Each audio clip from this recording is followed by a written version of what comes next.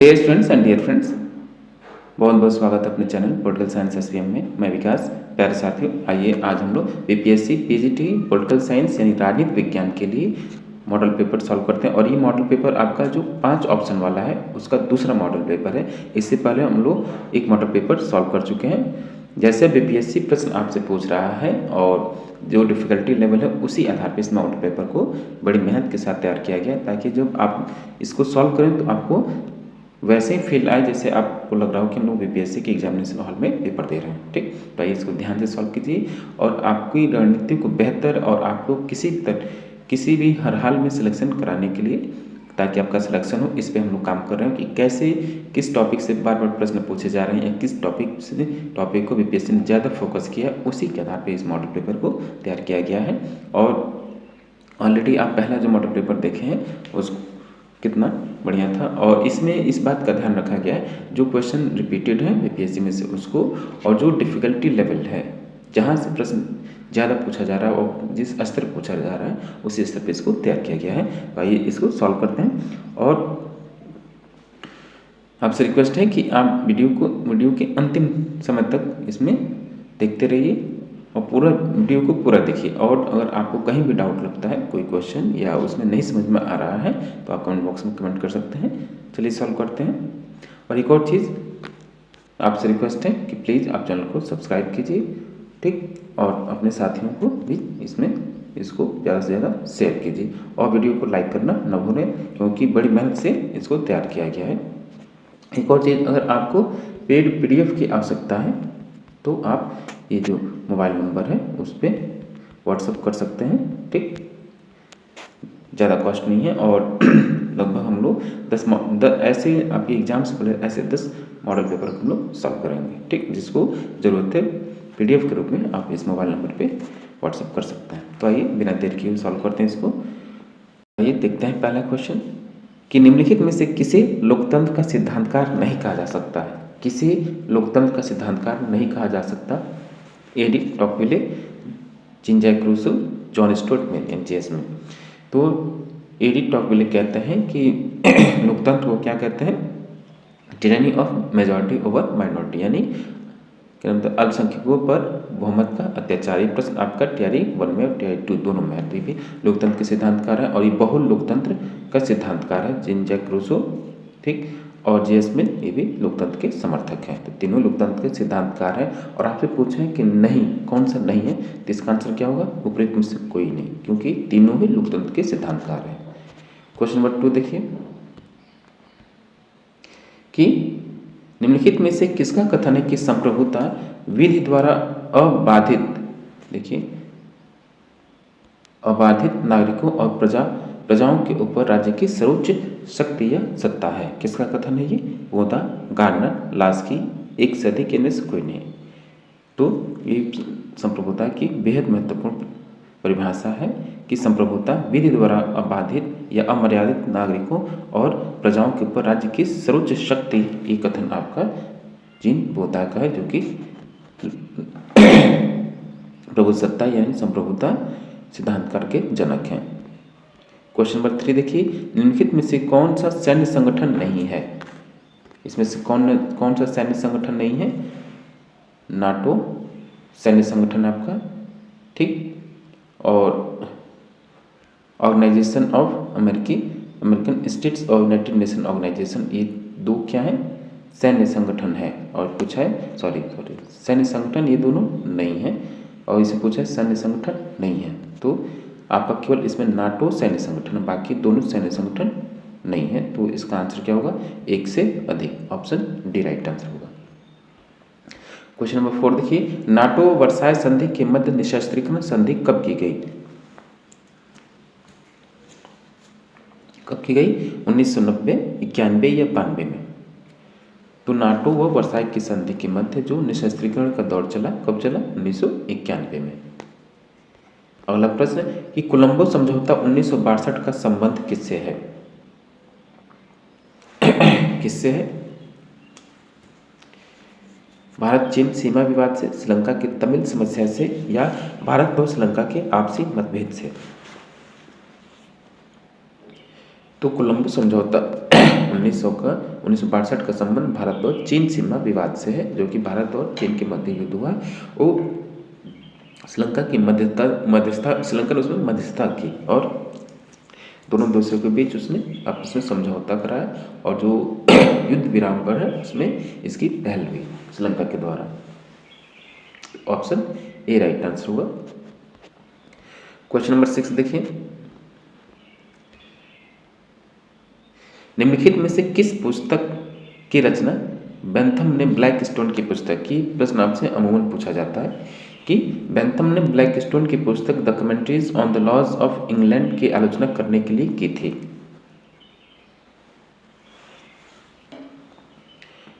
किसकी?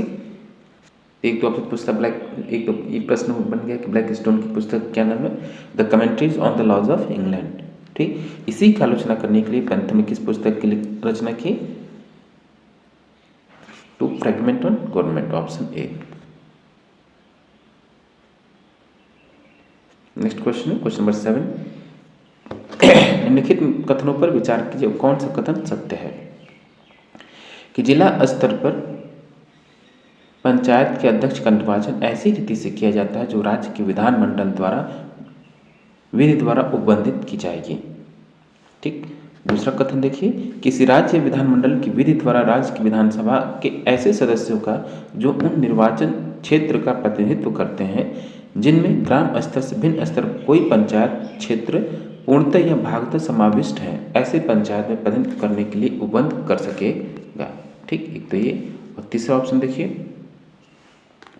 कि लोकसभा विधि द्वारा अपने सदस्यों का उन निर्वाचन क्षेत्रों का प्रतिनिधित्व करते हैं जिनमें ग्राम स्तर से भिन्न स्तर पर कोई पंचायत क्षेत्र पूर्णतः या भागतः समाविष्ट है, ऐसी पंचायत में प्रतिनिधित्व करने के लिए उपबंध कर सकेगी। ठीक, तो इसका आंसर क्या होगा? तो ये तीनों ही ऑप्शन जो है सत्य है, तीनों ऑप्शन इसमें से सही है। ठीक, तो इसका आंसर कौन सा होगा? ऑप्शन नंबर डी, उपरोक्त में से एक से अधिक। ठीक, question number 8, the new state नामक पुस्तक की रचना किसने की? MP फॉलेट, बैटमैन, मार्क्स या एक से अधिक या कोई नहीं। तो ये पुस्तक भी आपके दो बार दोनों दोनों TR1 TR2 ये MP फॉलेट इनके रचनाकार हैं। द न्यू स्टेट नामक पुस्तक रचनाकार ये पुस्तक जो MP फॉलेट है इनसे संबंधित दोनों ही एग्जाम TR1 TR2 में आ चुका है। ठीक, ऑप्शन ए राइट आंसर होगा MP फॉलेट। क्वेश्चन नंबर 9 कि निम्नलिखित में से कौन सा अनौपचारिक या अंगुरलता संचार का उदाहरण है? एकल छोर, संभावना, गप्पे मारना या एक से अधिक कोई नहीं। तो निम्नलिखित में से कौन सा अनौपचारिक या अंगुरलता का जो इनफॉर्मल कम्युनिकेशन है उसका कौन सा उदाहरण है? तो इनफॉर्मल कम्युनिकेशन का उदाहरण आपका एकल छोर भी है, इसमें संभावना भी है, इसमें गप्पे मारना, तीनों शामिल होगा। तो ऑप्शन डी राइट आंसर होगा। अगला प्रश्न देखिए क्वेश्चन नंबर 10 कि 73वां संविधान संशोधन अधिनियम में जिस पंचायत की स्थापना के संबंध उपबंध है, निम्नलिखित में से कौन सा इससे संबंध उपबंध भी किया गया है या किए गए हैं? निम्नलिखित में से सही कदम को चुनना है आपको। 73वें संविधान संशोधन के तहत जो भी उपबंध किया गया सही उपबंध आपको इसमें से चुनाव करना है। तो एक देखिए, संविधान में एक नई 11वीं अनुसूची का जोड़ा जाना जिसमें 29 विषय सूचीबद्ध किए गए जिनके संबंध में पंचायतें कार्य करेंगे। ठीक, 73वें संविधान संशोधन के द्वारा एक नई अनुसूची को भी शामिल किया गया जो कि 11वीं अनुसूची थी और जो पंचायतों कौन कौन से कार्य करेंगे उसमें 29 विषय को शामिल किया गया। ठीक, एक कथन आपका सही है। बी देखिए, संविधान एक नई 11वीं अनुसूची का जोड़ा जाना जिसमें 11वीं अनुसूची नहीं सॉरी इसको आप कीजिए 12वीं अनुसूची। ठीक, 12वीं अनुसूची का जोड़ा जाना जिसमें 18 विषय सूचीबद्ध किए गए जिनके संबंध में पंचायतें कार्य करेंगे। ठीक, तो जो 12वीं अनुसूची है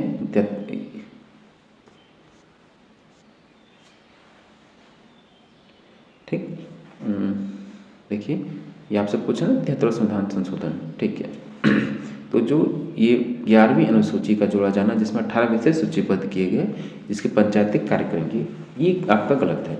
12वीं अनुसूची को शामिल किया गया जिसमें 18 विषय शामिल किए गए, और ये जो आपके शहरी जो पंचायत है, यानी जो नगर पंचायत है, उनके लिए जोड़ा गया। ठीक, तो ये आपका ऑप्शन जो भी है गलत हो जाता है। 12वीं अनुसूची में 18 विषय को शामिल किया गया, न कि 11वीं अनुसूची में। न्यायालय को निर्वाचन क्षेत्र के सीमांकन से संबंधित विधियों की व्यवस्था पर प्रश्न उठाने से रोकना, ये भी आपका सही है। 73वें संविधान संशोधन में ए और सी दोनों से है, लेकिन बी गलत है आपका। तो इसका आंसर कौन सा होगा? Option D. ठीक, क्वेश्चन नंबर 11 देखिए कि कैबिनेट मिशन योजना के अनुसार निम्नलिखित में से कौन से एक संविधान सभा निर्वाचित किए जाने की पद्धति थी। यानी कैबिनेट मिशन के अनुसार संविधान सभा के चुनाव की व्यवस्था की गई थी, लेकिन उसके निर्वाचन या चुनाव की प्रक्रिया, किस प्रक्रिया को शामिल किया गया था? सार्वजनिक व्यस्क मताधिकार, जो कि गलत है, बिल्कुल नहीं। सार्वजनिक व्यस्क मताधिकार के द्वारा संविधान सभा के सदस्यों को निर्वाचन नहीं किया गया था, क्योंकि ये क्या था? वो सीमित मताधिकार था, वर्गीय मताधिकार था, न कि सार्वजनिक वयस्क मताधिकार। तो गलत हो गया। अंशतः प्रांतीय विधानसभाओं द्वारा निर्वाचित एवं अंशतः गवर्नर जनरल द्वारा नामित, ये आपका सही है। जो भी संविधान सभा के सदस्य निर्वाचित हुए थे, वहाँ की प्रांतीय विधानसभाओं के द्वारा निर्वाचित किए गए थे अंशतः। ठीक, थोड़े वैसे गवर्नर जनरल के द्वारा नामित किया गया था। ठीक, तो ये आपका ऑप्शन बी सही होगा। और सी देखिए, अंशतः प्रांतीय विधानसभाओं द्वारा निर्वाचित एवं अंशतः देशी नरेशों द्वारा नामित।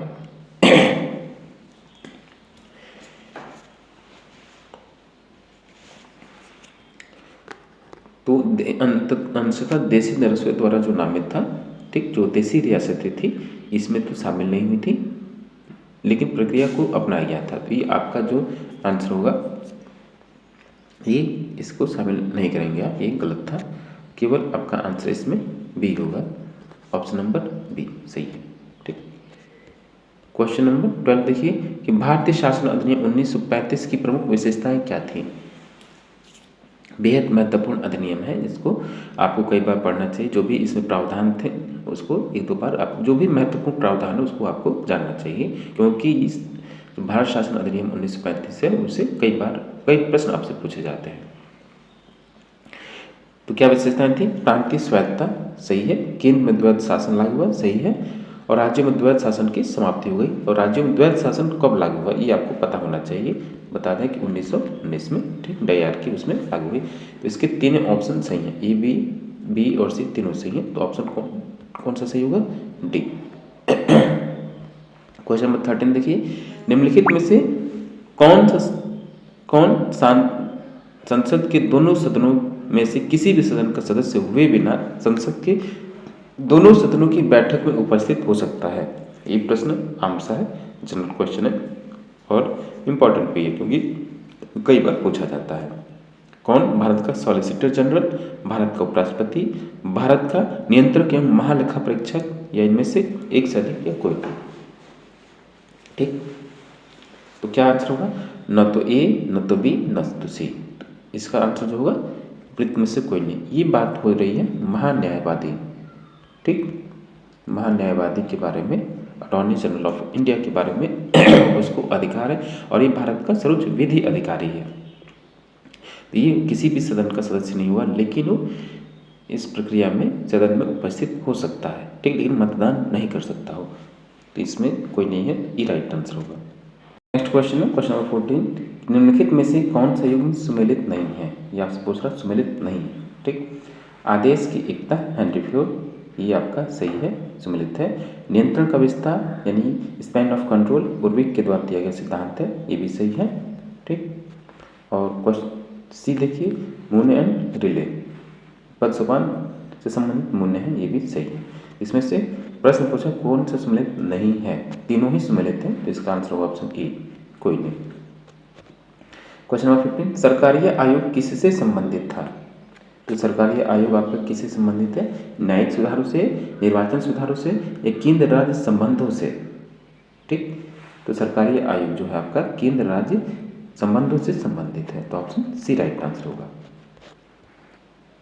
क्वेश्चन नंबर 16 देखिए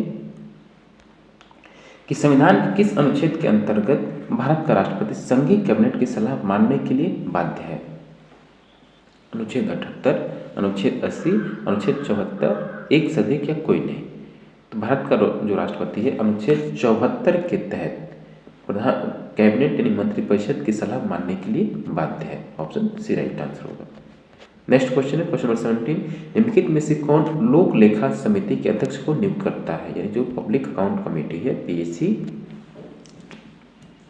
इस समिति के अध्यक्ष को कौन नियुक्त करता है? केंद्रीय वित्त मंत्री, लोकसभा का अध्यक्ष, राज्यसभा का सभापति या एक से अधिक या कोई नहीं। तो पब्लिक अकाउंट कमेटी लोक लेखा समिति के अध्यक्ष की नियुक्ति लोकसभा का अध्यक्ष करता है। अमूमन ये विपक्ष का नेता ही होता है।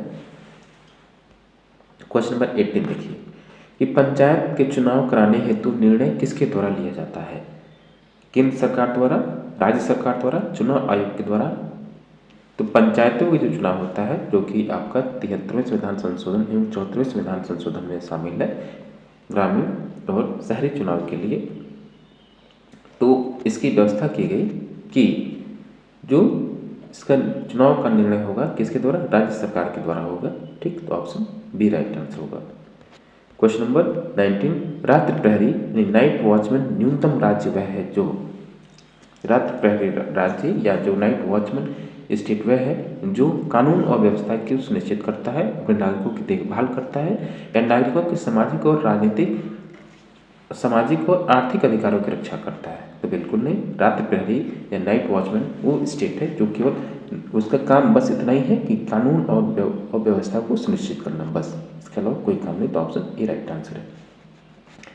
क्वेश्चन नंबर 20, उदारवादी सिद्धांत के अनुसार जो लिबरल थियरी ऑफ स्टेट है उसके अनुसार क्या है कि राज्य क्या है?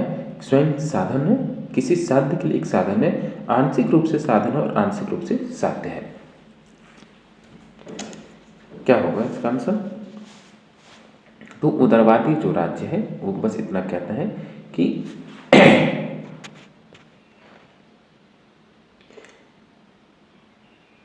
न तो राज्य स्वयं साधन है और किसी साधन के लिए किसी साधन के लिए एक साधन, बिल्कुल नहीं, ये बस आंशिक रूप से साधन है और आंशिक रूप से साध्य। ऑप्शन सी राइट आंसर होगा इसका। क्वेश्चन नंबर 21 देखिए, मार्क्स ने साम्यवाद को एक अस्त व्यस्त स्थिति में पाया और उसे एक आंदोलन बना दिया। उसके द्वारा उसे एक दर्शन मिला, एक दिशा मिली। ये निम्नलिखित कथन किसका है? ठीक, मार्क्सवाद ने साम्यवाद को एक अस्त व्यस्त स्थिति में पाया और उसे एक आंदोलन बना दिया। उसके द्वारा उसे एक दर्शन मिला और एक दिशा मिली। निम्नलिखित कथन किसका है? ठीक, किसका? बेंथम, ग्रीन, मिल, उपयुक्त में से एक से अधिक या कोई नहीं। किसका कथन है ये?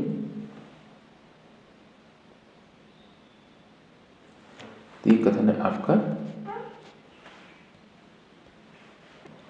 इसका आंसर होगा कौन सा? देखिए, तो न तो बेंथम है, न ही मिल है, न ही ग्रीन। ठीक, इसका आंसर होगा उपयुक्त में से कोई नहीं। ये कथन आपका लास्की महोदय का है। ठीक, क्वेश्चन नंबर 22, स्वतंत्रता वह सब करने और आनंद लेने की सकारात्मक शक्ति या क्षमता है जो करने योग्य, आनंद लेने के योग्य है। स्वतंत्रता का यह विचार किसका है? किसका है? ग्रीन, लास्की या मिल, या कोई नहीं, या एक से अधिक या कोई नहीं। ये कथन आपका लास्की महोदय का।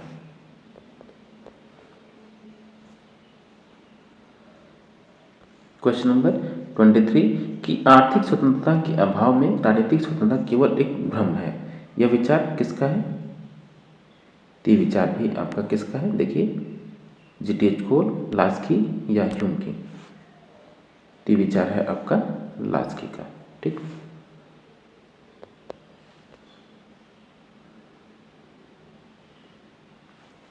क्वेश्चन नंबर 24, सकारात्मक स्वतंत्रता का अर्थ क्या है? सकारात्मक स्वतंत्रता का क्या अर्थ है? प्रतिबंधों का होना, ठीक, या प्रतिबंधों का न होना, या अनुचित प्रतिबंधों के स्थान पर उचित प्रतिबंधों का होना। तो सकारात्मक स्वतंत्रता का यह अर्थ है कि अनुचित प्रतिबंधों के स्थान पर उचित प्रतिबंधों का होना। ऑप्शन सी राइट आंसर होगा। क्वेश्चन नंबर 25, जब तक एक वर्ग का दूसरे वर्ग द्वारा शोषण समाप्त नहीं होगा तब तक पूर्ण समानता संभव नहीं है। उक्त विचार किसका है? लेनिन का, एंजल्स का, पेरेटो का या कोई एक सदी या इनमें से कोई नहीं। जब तक एक वर्ग का दूसरे वर्ग द्वारा शोषण समाप्त नहीं हुआ तब तक पूर्ण समानता संभव नहीं है। ये कथन आपका एंजल्स महोदय का B. Question number 26, discourses on origin of inequality नामक पुस्तक नामक निबंध किसने लिखा? ये discourses on origin of inequality नामक निबंध जो है किसका है? ये है आपका जीन जैक रूसो का। बी राइट आंसर होगा। क्वेश्चन नंबर 27 देखिए, संपत्ति चोरी है बेहद महत्वपूर्ण कथन है ये। Poverty of philosophy, philosophy of poverty, दो पुस्तकें हैं, अब दोनों बेहद महत्वपूर्ण हैं।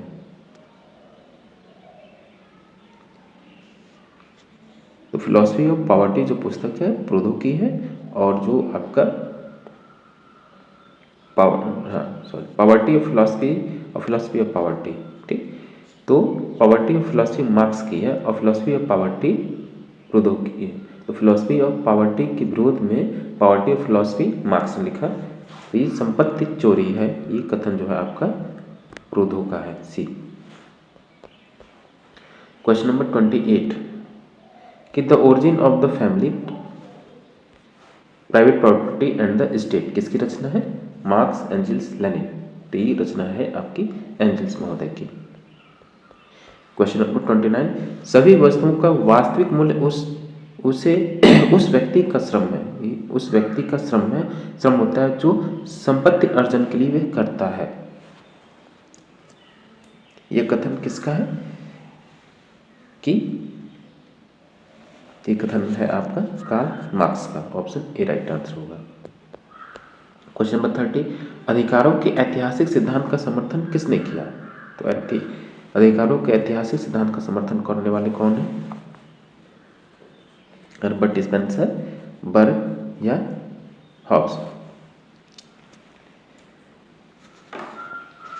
तो अधिकारों के ऐतिहासिक सिद्धांत का समर्थन करने वाले हर्बर्ट स्पेंसर। नेक्स्ट क्वेश्चन है क्वेश्चन नंबर 31, सार्वजनिक पद प्राप्त करने को किस प्रकार का अधिकार माना जाएगा? ठीक, प्राकृतिक, राजनीतिक या नैतिक? तो सार्वजनिक पद प्राप्त करने का अधिकार आपका राजनीतिक अधिकार है। क्वेश्चन नंबर 32, नागरिक की सर्वाधिक स्वतंत्रता कानून के चुप रहने में है। यह कथन किसका है? हॉब्स, मिल या ग्रीन? तो नागरिक की स्वतंत्रता तब तक है जब तक कि कानून चुप है। और कानून चुप होगा तो आपके स्वतंत्रता बाधित हो जाएगी, क्योंकि आप पे कानून राज्य कार्रवाई करेगा, आप जेल में बंद हो सकते हैं, करते यहाँ पे प्रतिबंध लगाया जा सकता है। तो इसीलिए कहा किसने? हॉब्स ने कहा। तो ऑप्शन ए राइट आंसर होगा। क्वेश्चन नंबर 33, एक आधुनिक राज्य संविधान के बिना राज्य नहीं अपितु अराजकता का शासन है। यह कथन किसका है? लॉर्ड ब्राइस, एवी डाइसी, जेलिनेक या एक सदी कोई नहीं? तो ये कथन है आपका जेलिनेक महोदय का। क्वेश्चन नंबर 34, राज्य परिवारों और गांवों का ऐसा संगठन है जिसका उद्देश्य एक पूर्ण और आत्मनिर्भर जीवन प्रदान करना है या प्राप्त करना है। इस उदाहरण के लेखक कौन है, या इस उदाहरण के लेखक कौन है? प्लेटो, सुकरात या अज्ञात? ठीक, तो ये कथन आपका नहीं प्लेटो नहीं सुकरात का है। ठीक, तो किसका है? तो ये कथन है आपका राजनीति विज्ञान का जो जनक है, कौन है? अरस्तु। अरस्तु का ही कथन है, बेहद महत्वपूर्ण कथन है। तो इसका आंसर कौन सा होगा? उपयुक्त में से कोई नहीं, ई। अगला प्रश्न देखिए 35, संविधान समीक्षा आयोग जिसे फरवरी 2000 में गठित किया गया के अध्यक्ष कौन है? ये तो अभी प्रश्न ये भी पूछता है कि संविधान समीक्षा आयोग कब गठित किया गया? ठीक, सन 2000 में। लेकिन उस समिति का गठन अध्यक्ष कौन था? RS सरकारिया, कृष्ण अय्यर या वेंकट चलैया या एक सदी कोई नहीं? तो इसके अध्यक्ष थे संविधान समीक्षा आयोग जो फरवरी में आया, फरवरी 2000 में आया, उसके अध्यक्ष आपके वेंकट चलैया थे। क्वेश्चन नंबर 36 देखिए कि 29 अगस्त 1947 को संविधान के लेखन समिति की गठित की गई, जिसके अध्यक्ष डॉक्टर B.R. अम्बेडकर व अन्य 6 सदस्य थे। इनमें से कौन इस समिति के सदस्य नहीं थे?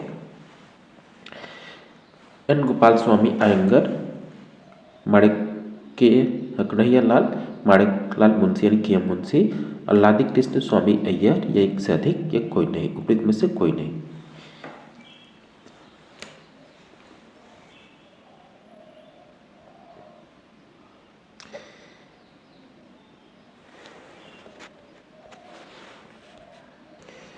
तो जो ड्राफ्टिंग कमेटी है जिसके अध्यक्ष डॉक्टर B.R. अम्बेडकर थे, और ये भी प्रश्न पूछता है कि समिति की नियुक्ति कब की गई? तो 29 अगस्त 1947 को संविधान लेखन का कार्य जो किया गया समिति का मतलब कि गठन कब किया गया? तो 29 अगस्त 1947। अध्यक्ष कौन हुआ? Doctor B.R. अम्बेडकर। और ये पूछ रहा है आपसे, इसमें समिति के सदस्य नहीं थे। एन गोपाल स्वामी सदस्य थे, कन्हैया लाल, माणिकलाल मुंशी, के एम मुंशी भी इसके सदस्य थे, अल्लादी कृष्ण स्वामी अय्यर ये भी इसके सदस्य थे। इसका आंसर होगा उपयुक्त में से कोई नहीं। सदस्य नहीं था ये आपसे पूछ रहा है, तीनों ही सदस्य इसके थे। ठीक, आपसे पूछ रहा सदस्य नहीं था, ई होगा कोई नहीं, बल्कि तीनों ही सदस्य थे। क्वेश्चन नंबर 37, अशोक मेहता समिति ने निम्नलिखित में से किसकी सिफारिश की थी? अशोक मेहता समिति जो है किसकी सिफारिश की? पंचायती राज की त्रिस्तरीय सरकार, पंचायती राज की एकल स्तरीय सरकार, या पंचायती राज की द्विस्तरीय सरकार? ठीक, तो पंचायत जो अशोक मेहता समिति है वो पंचायती राज में द्विस्तरीय सरकार की बात की, और जो बलवंत राय मेहता समिति है वो उसने त्रिस्तरीय सरकार की स्थापना की या सिफारिश की। इसका आंसर होगा ऑप्शन सी। ठीक, ये दोनों बातें आपको याद रखनी है। क्वेश्चन नंबर 38 ये आपको मैच करना है। हनुमंतराव समिति है, J.K. राव, अशोक मेहता, LM सिंघवी, या बलवंत राय मेहता? ठीक,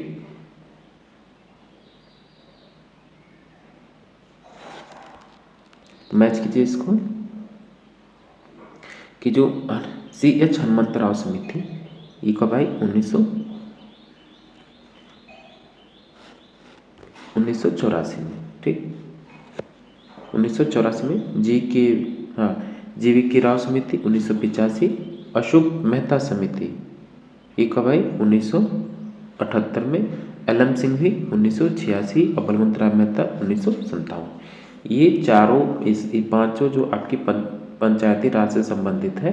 ठीक, इसको आप एक जगह नोट कर लीजिए, मेरी सलाह माने तो आप एक जगह नोट कर लीजिए। उनका जो कई बार आ जाता है कि इनको कालक्रम के अनुसार व्यवस्थित कीजिए, तो आपको जब याद रहेगा 3-4 तभी आप कर पाएंगे।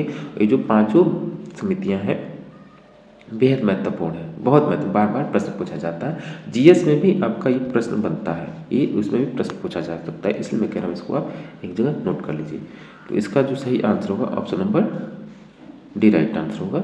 ठीक, डी। क्वेश्चन नंबर 39 देखिए कि अनुपातिक प्रतिनिधित्व प्रणाली का समर्थन निम्नलिखित विचारकों में से किसने किया?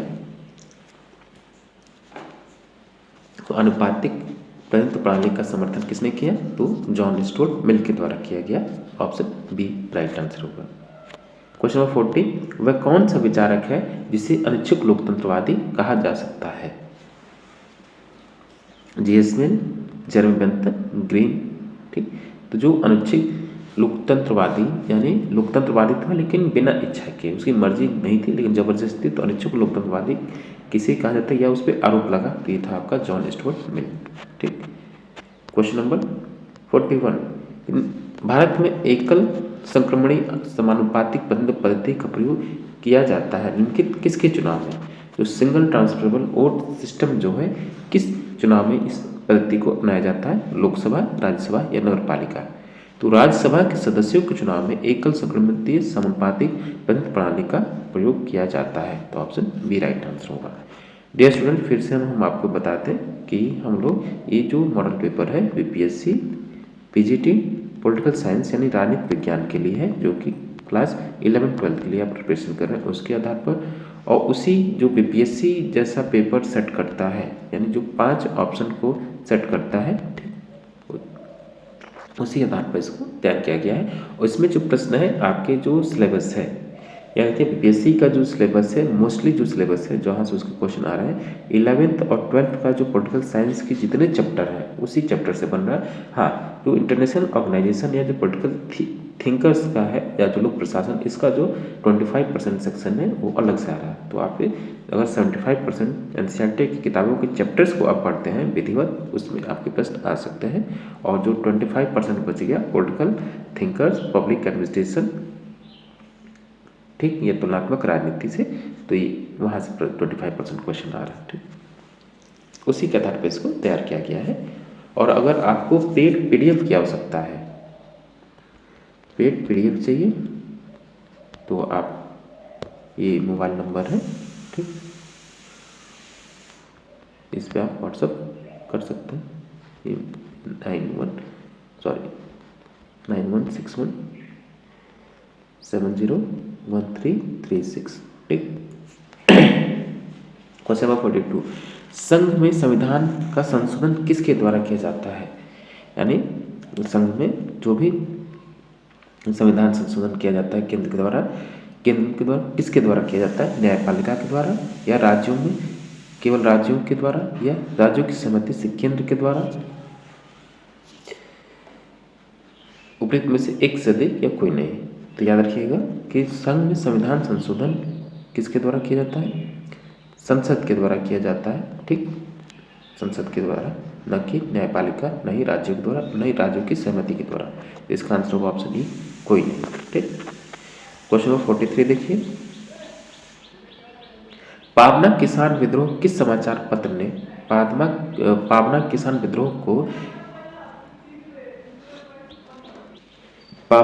विद्रोह को किस समाचार पत्र ने जमींदार समर्थक होने के कारण किसानों की सीमित मांगों का विरोध करते थे या विरोध किया था?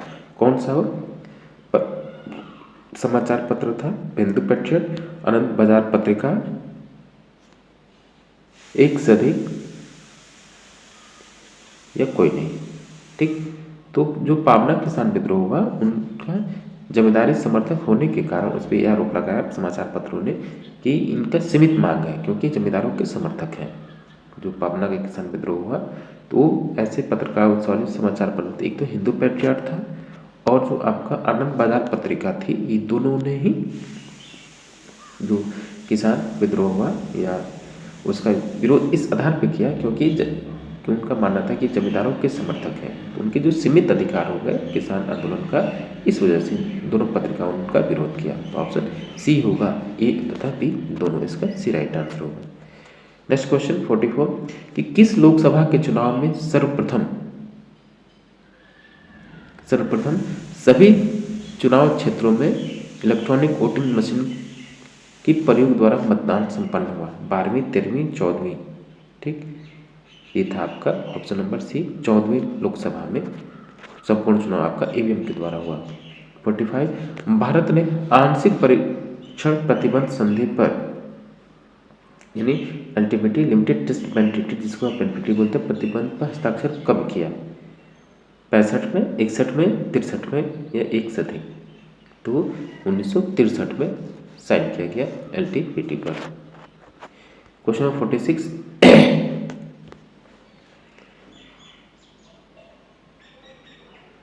कि भारत में पंचायती राज व्यवस्था का प्रारंभ किस समिति की संस्तुति के आधार पर किया गया? तो भारत में पंचायती राज व्यवस्था का प्रारंभ किस समिति की सिफारिश के आधार पर किया गया? सिंघवी, अशोक मेहता, बलवंत राय मेहता या एक से अधिक या कोई नहीं? तो भारत में पंचायती राज व्यवस्था का प्रारंभ बलवंत राय मेहता समिति की सिफारिश पर किया गया, सी। और पंचायती राज व्यवस्था का प्रारंभ कब हुआ? 2 अक्टूबर, कब से? गांधी जी की जो जयंती इसी तिथि को, जो 1959 में जो नागौर का राजस्थान का जो नागौर जिला है, ठीक, नागौर, वहाँ से उद्घाटन किसने किया इसका? आपके प्रथम प्रधानमंत्री जवाहरलाल नेहरू के द्वारा किया गया। ठीक, ये याद रखना है। 47 देखिए कि सार्क के उद्देश्यों, सिद्धांतों, संस्थाओं तथा वित्तीय व्यवस्थाओं को परिभाषित किया गया। सार्क के उद्देश्यों के जो सिद्धांत है और उनकी संस्थाओं तथा वित्तीय व्यवस्थाओं किसमें परिभाषित किया गया? ढाका घोषणा पत्र, काठमांडू, नई दिल्ली घोषणा पत्र, किसमें किया गया? तो ढाका घोषणा पत्र में सार्क के जो उद्देश्य हैं, सिद्धांत है, उनकी जो संस्थाएं और जो वित्तीय व्यवस्था है सबका परिभाषित ढाका घोषणा पत्र में हुआ सार। ठीक, आप इसको अच्छे से पढ़िए, इससे एक प्रश्न जरूर आएगा। क्वेश्चन 48, तुलनात्मक राजनीति की आधुनिक उपागम नहीं है। प्रश्न पूछ रहा है तुलनात्मक राजनीति कौन सा इसमें से आधुनिक उपागम नहीं है, मतलब परंपरागत उपागम है, ये आपको ध्यान रखना है। मार्क्सवादी, लेनिनवादी, ये आपका आधुनिक उपागम है। राजनीतिक विकास उपागम, ये दोनों ही आपके क्या है? आधुनिक उपागम। लेकिन जो दार्शनिक उपागम है ये आपका परंपरागत या प्राचीन उपागम है। ठीक, तो ये इसका आंसर होगा ऑप्शन सी। नेक्स्ट क्वेश्चन 49, संरचनात्मक प्रक्रियात्मक उपागम, स्ट्रक्चरल फंक्शनल अप्रोच की क्या मान्यताएं हैं? कि उसकी मान्यताएं क्या है? कि प्रत्येक व्यवस्था की एक संरचना होती है, इन व्यवस्थाओं को पहचाना जा सकता है, दोनों सही। इन संरचनाओं के अंग अथवा तत्व व्यवस्था के अंतर्गत ही कार्य करते हैं, ये भी सही है। तीनों ऑप्शन इसके सही है, तो ऑप्शन डी होगा, एक से अधिक, डी राइट आंसर होगा। क्वेश्चन नंबर 50, किस संविधान संशोधन के द्वारा अमेरिका में किसी व्यक्ति को 2 बार से अधिक राष्ट्रपति बनने पर प्रतिबंध लगा दिया गया? यानी कोई भी व्यक्ति 2 बार से अधिक राष्ट्रपति नहीं बन सकता है, किस संविधान संशोधन के तहत?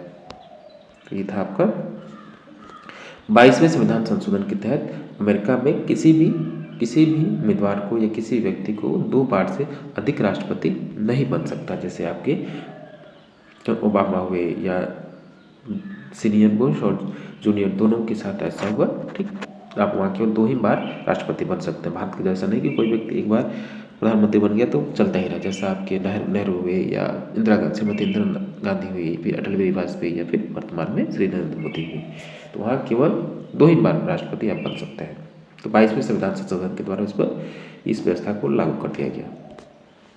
51, केंद्र को राज्य सरकारों पर नियंत्रण रखने का कौन सा अधिकार प्राप्त नहीं है? यानी केंद्र सरकारें राज्य सरकार पर किसके तहत अधिक नियंत्रण नहीं रख सकती?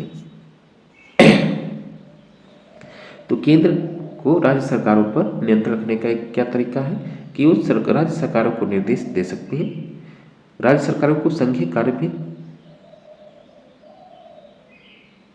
कर सकती हैं। ठीक, और राष्ट्रपति द्वारा राज्य के मुख्यमंत्री की नियुक्ति तथा बर्खास्तगी ये आपका शामिल नहीं है। राष्ट्रपति के द्वारा राज्य न तो मुख्यमंत्री की नियुक्ति होती नहीं, बर्खास्तगी होती है। ठीक, तो सी होगा इसका आंसर। ठीक, बाकी 2 राज्य केंद्र सरकार कर सकती है।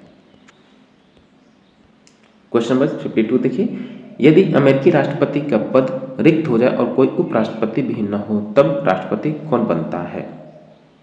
बता सकते हैं आप? विदेश मंत्री, रक्षा मंत्री, प्रतिनिधि सभा के स्पीकर, एक सदस्य या कोई नहीं। ठीक, तो उपराष्ट्रपति भी ना हो।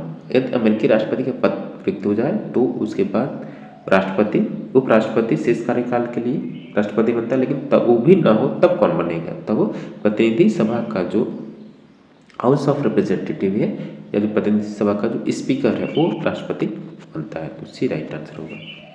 क्वेश्चन नंबर 53 कि केंद्र राज्य संबंधों के संपूर्ण ढांचे पर विस्तार से विचार विमर्श करने 1983 में केंद्र सरकार ने एक आयोग की नियुक्ति की।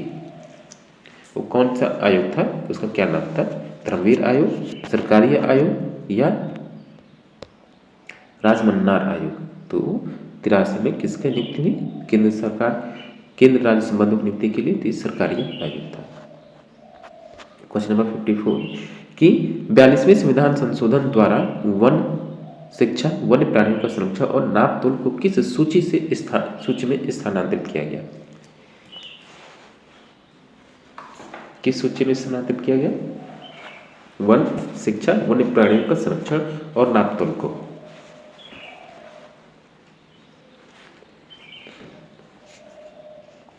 तो ये था राज्य सूची से समवर्ती सूची में इसको शामिल किया गया। तो आपको पता भी चल जाएगा कि वन शिक्षा, वन्य प्राणियों और का संरक्षण और नापतोल कब किस सूची में शामिल थे?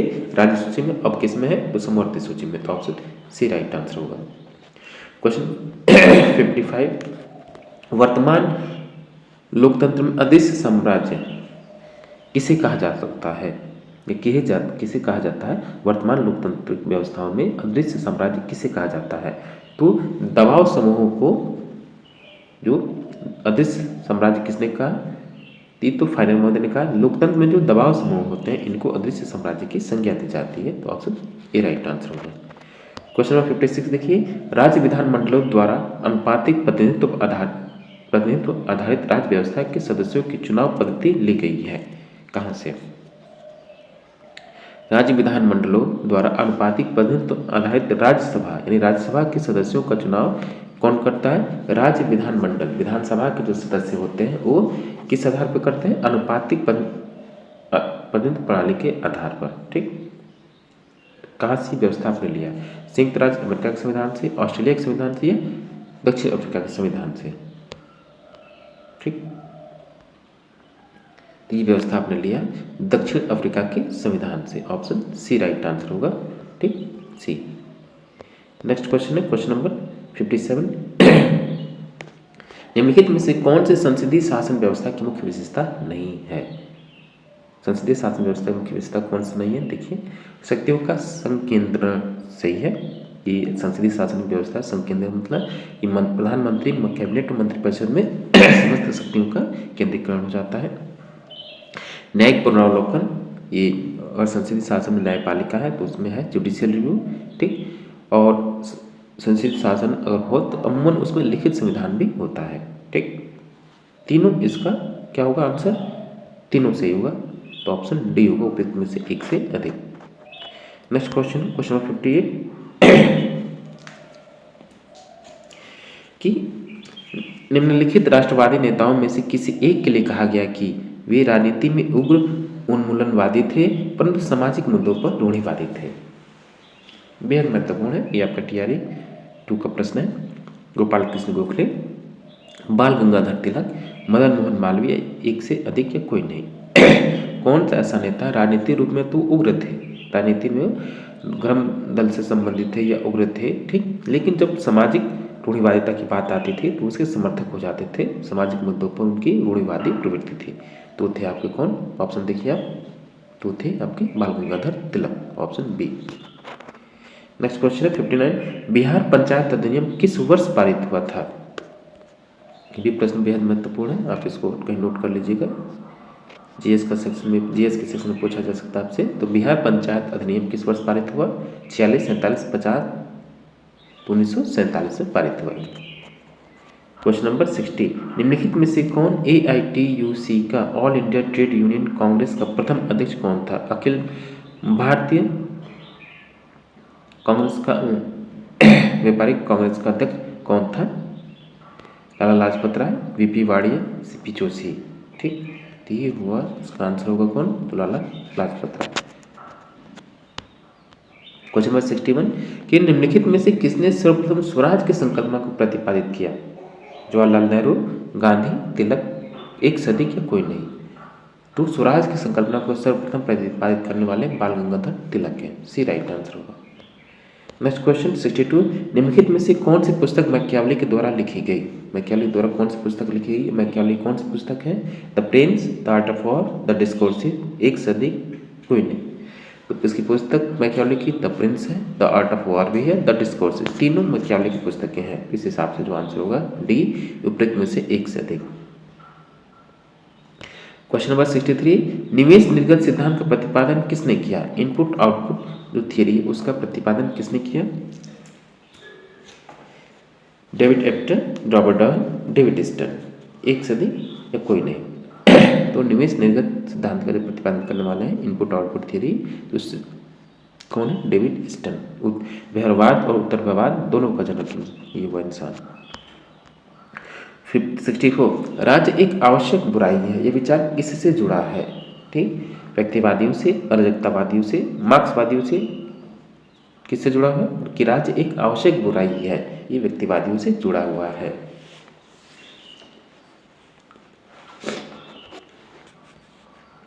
तो 64 का आंसर होगा कौन सा? ए, व्यक्तिवादियों से। ठीक, ए राइट आंसर होगा। और अगला प्रश्न 65 कि जो अंतर्राष्ट्रीय आर्थिक व्यवस्था के लिए पहली बार मांग कब की गई थी? अंतर्राष्ट्रीय जो नहीं होगा इसमें, ठीक। अंतर्राष्ट्रीय आर्थिक व्यवस्था के लिए पहली बार मांग कब की गई? तेहरान शिखर सम्मेलन, अल्जीयर शिखर सम्मेलन, डरबन शिखर सम्मेलन कब किया गया? तो अंतर्राष्ट्रीय आर्थिक व्यवस्था, न्यू बोलते हैं, न्यू इकोनॉमिकल ऑर्डर, ठीक, इसको न्यू की डिमांड कब की गई? तो ये डरबन शिखर सम्मेलन में किया गया 1900, ये डरबन शिखर सम्मेलन, सी राइट आंसर है। 66 देखिए कि निम्नलिखित में से किसने कहा कि राजनीति के संदर्भ में शक्ति का अर्थ है एक व्यक्ति का दूसरे व्यक्ति के मस्तिष्क और क्रियाओं पर, शक्ति या क्रियाओं पर नियंत्रण, क्रियाओं पर नियंत्रण होगा, ठीक। किसने कहा? एक कथन सीधा सीधा आप इसको रट लीजिए, दिमाग में बिठा लीजिए, ठीक। मार्गन थाओ, ये प्रश्न आपसे दोनों टीआरई 1 और टीआरई 2 दोनों में पूछा गया है। 67 कि उस विधेयक को क्या कहते हैं? उस विधेयक को क्या कहते हैं इसमें लोकसभा द्वारा स्वीकृत की जाने वाली सभी मांगे तथा संचित निधि पर शामिल होती हैं, संचित निधि पर पारित होती हैं, ठीक। उसको हम क्या कहते हैं? विनियोग विधेयक, मांग विधेयक या वित्त विधेयक, तो हम उसको कहते हैं कि विनियोग विधेयक है वो। अगला प्रश्न कि भारतीय संविधान के अंतर्गत राज्यों की सीमाओं में परिवर्तन किए जा सकते हैं, किसके द्वारा? इस संविधान के अंतर्गत, भारतीय संविधान के अंतर्गत या उसके अनुसार राज्यों की सीमाओं में परिवर्तन किसके द्वारा किया जा सकता है? राज्य पुनर्गठन आयोग, संसद के विधेयक द्वारा, राज्य की बहुमत की सहमति से संसद द्वारा। तो राज्यों की सीमाओं में परिवर्तन करने का अधिकार किसको है? संसद को है। वो संसद बिना उनकी मर्जी के जब चाहे तब राज्यों के सीमाओं में परिवर्तन कर सकती है, ठीक। साधारण बहुमत के द्वारा ये संविधान संशोधन होता है, ठीक। ऑप्शन बी होगा। क्वेश्चन नंबर 69 सूचना के अधिकार को परिवर्तित करने वाला विश्व का प्रथम देश कौन सा था? तो सूचना के अधिकार को, राइट टू इंफॉर्मेशन, जो आपका आरटीआई है, उसको लागू करने वाला जो विश्व का प्रथम देश है वो है स्वीडन, बी सही होगा। क्वेश्चन नंबर 71 देखिए निम्नलिखित में से किस कारक ने शीत युद्ध के पश्चात नौ शिथिलता यानी डिटेंडिटी या जो तनाव शैथिल्य है के विकास में योगदान दिया? तनाव शैथिल्य से तात्पर्य है कि विश्व जो आपका शीत युद्ध चल रहा था उसके तनाव में जो कमी है उसी को तनाव शैथिल्यता कहते हैं। तो किसने योगदान दिया? गुटनिरपेक्ष आंदोलन द्वारा दबाव दिया गया, ये था आपका, ये भी था, इसका योगदान था। मध्यवर्ती परमाणु बल संधि, रीगन और गोर्बाचेव द्वारा आइगनफ ट्रीटी पर हस्ताक्षर, ये भी ठीक। या मुक्त अफ्रीकी राष्ट्र के रूप में नामीबिया का उदय, ठीक। तो इसका आंसर होगा कि ये आपसे पूछ रहा है कि शीत युद्ध के पश्चात नौ शिथिलता के विकास में किसने ज़्यादा योगदान दिया? तो वो था कि जो मध्यवर्ती परमाणु बल संधि पर हस्ताक्षर किसके द्वारा? रीगन और अमेरिका के राष्ट्रपति रीगन थे और गोर्बाचेव रूस के राष्ट्रपति हुए। तो इन दोनों के जो बीच INF पर हस्ताक्षर हो, इससे डिटेंटिव में तनाव शिथिलता में काफ़ी हद तक इसको तनाव शिथिलता या शीत युद्ध की जो लगभग उसमें कमी है उसकी वजह से। तो ऑप्शन बी राइट आंसर हुआ इसका। क्वेश्चन नंबर 71 सबसे पहले राज्य के आगे सिद्धांत का प्रतिपादन किसने किया? आगे नहीं है, याद रखिएगा, ये आपका आगे नहीं, क्या है? आंगिक सिद्धांत का प्रतिपादन किसने किया? तो थे आपके प्लेटो महोदय। इसमें आपका प्लेटो और जैसे अरस्तु भी आ सकता है, स्पेंसर भी आ सकता है। राज्यों को अंग के रूप में लोग देखते हैं, आपका कौटिल्य, मनु, ये सब आ सकते हैं। क्वेश्चन नंबर 72 निम्न में से कौन सा राज्य की उत्पत्ति का सिद्धांत विज्ञान के तत्वों के आधार पर अधिक उचित एवं विश्वस्त है? यानी राज्य की उत्पत्ति का जो कौन सा सिद्धांत है वो विज्ञान के नियमों के द्वारा और विज्ञान के तत्वों के आधार पर अधिक उचित एवं विश्वस, मतलब अधिक अच्छा, सही और विश्वसनीय है। कौन सा? राज्य की उत्पत्ति का दैवी सिद्धांत ये नहीं, शक्ति सिद्धांत में, लेकिन जो विकासवादी सिद्धांत, इसी को आप ऐतिहासिकवादी सिद्धांत भी बोलते हैं। ठीक, इनका मानना है कि राज्य का निर्माण न तो किसी देवता ने किया, न ही समझौते के द्वारा किया गया, न ही शक्ति के आधार पर किया गया, बल्कि उसका एक विकास क्रम एक निश्चित विकास क्रम में हुआ है। ठीक, एक निश्चित विकास ऐतिहासिक उसका ऐतिहासिक क्रम, इसीलिए कहा गया सी ऑप्शन सही होगा इसका। 73 देखिए, मार्क्सवादियों का अंतिम उद्देश्य क्या था? मार्क्सवादियों का अंतिम उद्देश्य क्या था? उनका अंतिम उद्देश्य यही है कि राज्य भिन्न समाज की स्थापना करना, स्टेटलेस सोसाइटी की स्थापना करना है। सी राइट आंसर होगा। क्वेश्चन नंबर 74, फ्रांस की क्रांति व्यक्तियों की अमूर्त अधिकारों पर आधारित थी, जबकि अंग्रेजों की क्रांति उनके परंपरागत अधिकारों पर आधारित थी। ये किसका कथन है? ठीक, ये बार बार प्रश्न आपसे पूछा जाता है, ये टीआई 2 का प्रश्न है। तो ये कथन आपका एडमंड बर्ग का है, जो स्वयं रूढ़िवाद का जनक है। क्वेश्चन नंबर 75 कि निम्नलिखित में से कौन संप्रभुता का बहुलवादी सिद्धांत का समर्थक या पोषक नहीं है? Krabbe, Laski, Hegel. तो जो लास्की में होता है संप्रभुता के बहुलवादी सिद्धांत का पोषक, सॉरी, ये क्या प्रश्न पूछ रहा है? संप्रभुता के बहुलवादी सिद्धांत का समर्थक नहीं है, बल्कि लास्की तो समर्थक है। क्रैब इसका आंसर होगा। क्रैब ही एकलवादी का समर्थक है, न कि बहुलवादी सिद्धांत का, तो इसलिए इसका आंसर ऑप्शन ए होगा। क्वेश्चन नंबर 76, इनमें से कौन सा वक्तव्य प्लेटो का है? मैं राज्य हूँ, ये लुई 14वां कहता है, ये लुई 14वां का कथन है कि मैं राज्य हूँ, न कि प्लेटो।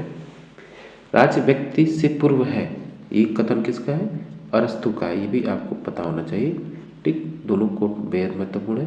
राज्य व्यक्ति का बृहद रूप है, ये आपका प्लेटो का कथन है। ठीक, राज्य व्यक्ति से बड़ा है, या राज्य व्यक्ति का बृहद रूप है। ऑप्शन सी राइट आंसर होगा। क्वेश्चन नंबर 77, रूसो के राज्य दर्शन की समान इच्छा प्रतिनिधित्व करती है। यानी रूसो ने अपना सिद्धांत जो समान इच्छा या जनरल विल का जो सिद्धांत है, किसका प्रतिनिधित्व करती है?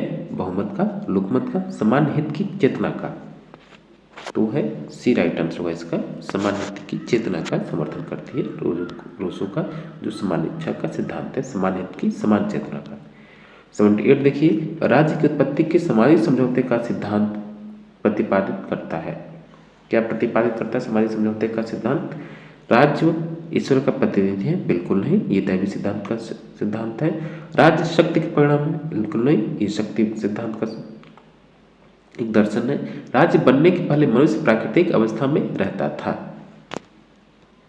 ठीक, ये इसका सही कथन है सी, कि समझौते सिद्धांत के अनुसार सभी जो प्रमुख विचारक हैं, हॉब्स, लॉक, रूसो का मानना है राज्य बनने के पहले मनुष्य प्राकृतिक अवस्था में रहता था। इस बात पर तीनों सही है, तीनों समर्थन करते हैं, तो ऑप्शन सी राइट आंसर होगा।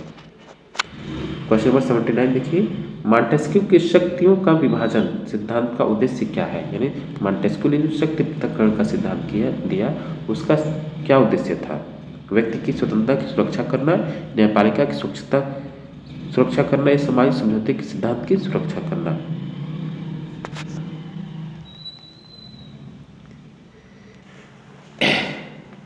तो मॉन्टेस्क्यू ने जो शक्ति विभाजन का सिद्धांत दिया, और उसकी पुस्तक कौन सी थी? Spirit of laws. ठीक, उसी में उसने सेपरेशन ऑफ पावर का सिद्धांत दिया। उसका ये कहना था कि जो सरकार के अंग है, विधायिका और कार्यपालिका और न्यायपालिका, ये तीनों ही आपस में स्वतंत्र रहें और एक दूसरे में क्या कार्य में हस्तक्षेप न करें। ठीक, और शक्तियाँ जब, जैसे कि आप सेपरेशन ऑफ पावर का जो सिद्धांत है, ये अमेरिका के अध्यक्षीय शासन प्रणाली में लागू होता है। ठीक, तो उसका ये कहना था इससे तीनों स्वतंत्र है, तो उसका ये क्या कहना था? न्यायपालिका की स्वच्छता नहीं, स्वतंत्रता की सुरक्षा, न्यायपालिका की स्वतंत्रता। ठीक, ये होगा, तो इसको सही कीजिए, स्वतंत्रता की सुरक्षा करना था। ठीक, और जब ऑप्शन बी राइट आंसर होगा इसका। ठीक, क्वेश्चन इसमें केवल 79 क्वेश्चन है। चलिए, क्वेश्चन छूट गया है। कोई बात नहीं, ठीक है। तो प्यारे दोस्तों, आप इसको सही से 1-2 बार सॉल्व कीजिए, और हो सकता है इसमें कोई एक क्वेश्चन डाउट हो, या आप कमेंट बॉक्स में कर सकते हैं अगर आपको लगे तो, ठीक हो सकता है। चलिए, आप इसको अच्छे से सॉल्व कीजिए, एक बार इसको 1-2 बार देखिए, क्योंकि इसमें क्वेश्चन का जो लेवल है उसी स्तर पर है। कुछ रिपीटेड क्वेश्चन को शामिल किया गया है, कुछ जो एनसीईआरटी के चैप्टर्स हैं उसको भी शामिल किया गया है, ठीक। तो आपके लिए बेहतर है आप इसको अच्छे से 1-2 बार जरूर सॉल्व करें, ठीक। अगर आपको पेड PDF की आवश्यकता है, ठीक, या इसका पेड PDF चाहिए, तो आपको ये मोबाइल नंबर है, इस पर आप व्हाट्सअप कर सकते हैं, ठीक। थैंक यू फॉर वॉचिंग, मिलते हैं आपसे नेक्स्ट वीडियो में।